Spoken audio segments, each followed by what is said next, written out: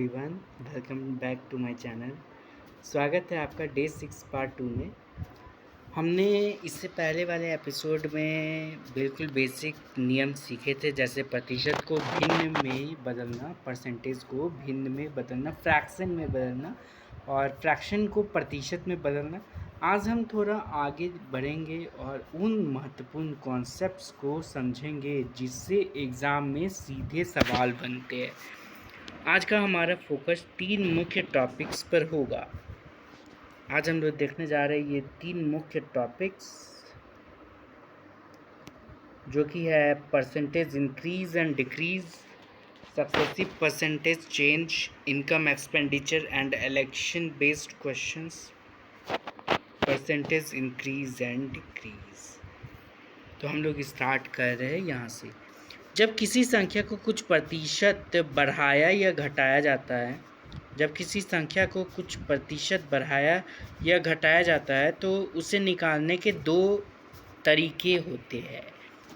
एक होता है बेसिक मेथड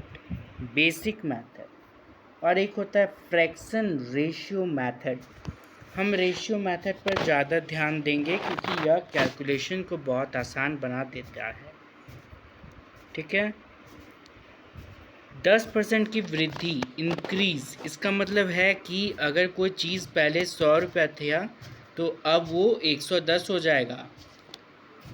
फ्रैक्शन में 10% का वैल्यू होता है 1/10, 1/10, 1/10, यानी मूल मान ओरिजिनल वैल्यू 10 था, उसमें 1 की वृद्धि हो गई तो नया जो वैल्यू आएगा वो 11 हो जाएगा।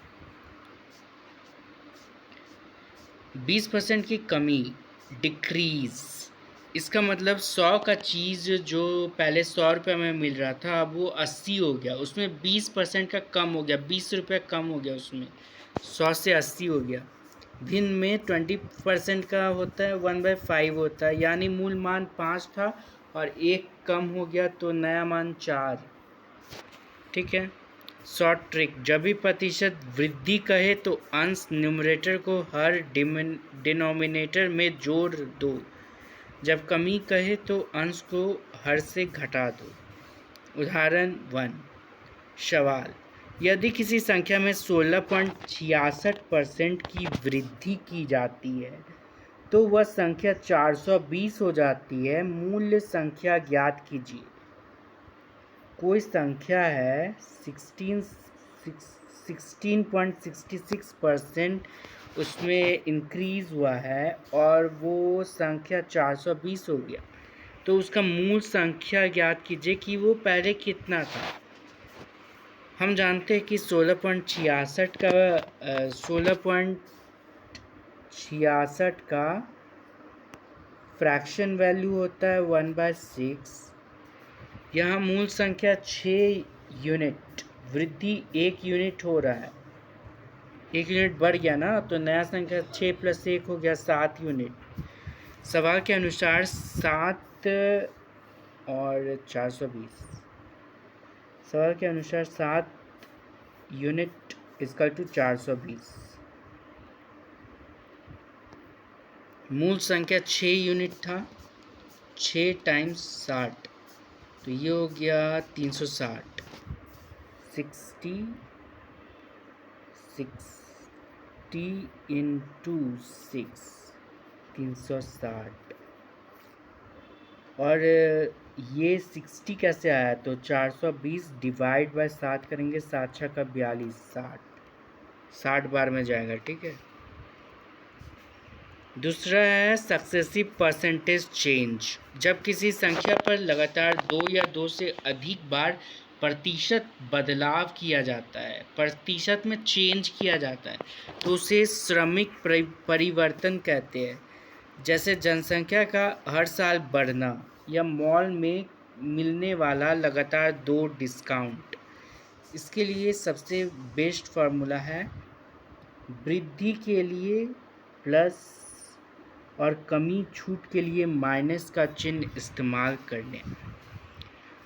दूसरा सवाल, एक कार की कीमत में पहले 20% की वृद्धि की जाती है और फिर 10% की कमी की जाती है, 20% उसका प्राइस उसको बढ़ा दिया गया और फिर 10% डिक्रीज़ कर दिया गया। तो कीमत में कुल कितने प्रतिशत का परिवर्तन हुआ है? या ए में 20% का वृद्धि हुआ है और बी 10% कम हुआ है। फॉर्मूला में रखने पर धनात्मक 8% आया। इसका मतलब कीमत में 8% की कुल वृद्धि हुई है। 8%। परीक्षा और चुनाव वाले सवाल, एग्ज़ाम एंड इलेक्शन कॉन्सेप्ट्स। एक छात्र को पास होने के लिए 35% अंक चाहिए। वह 160 अंक प्राप्त करता है और 5 अंकों से फेल हो जाता है। परीक्षा के अधिकतम अंक टोटल मार्क्स क्या है वो बताना। छात्र को मिले 160 अंक, पास होने के लिए और चाहिए थे 5 अंक। 160 मिला और उसको पास होने के लिए और 5 नंबर चाहिए था। 160 में ऐड कर दो, एक 165 हो गया। प्रतिशत में पासिंग मार्क्स 35%, इसलिए 35% इक्वल टू 165। कुल अंक 100%, फ्रैक्शन 33/7 टाइम्स 100 अप्रॉक्स 471.4। संख्याएं एग्ज़ाम में पूरी कटने वाली दी जाती है, यहाँ कॉन्सेप्ट समझना ज़रूरी है। 100% 33/7 अप्रॉक्स 471.4। एक चुनाव में 2 उम्मीदवार थे। जीतने वाले उम्मीदवार को कुल वोटों का संख्या मिला 60% और वह 4000 वोट से जीत गया। कुल वोटों की संख्या ज्ञात कीजिए। मान लेते हैं कि कुल वोट 100% है, सपोज किए। जीतने वाले विनर को मिले 60%, तो 100 - 60 करके 40 हो गया, 40%। जीत का अंतर 60 - 40 तो 20। सवाल में जीत का अंतर 4000 वोट दिया है। 20% इसका टू 4000, तो 20/100 इंटू 4000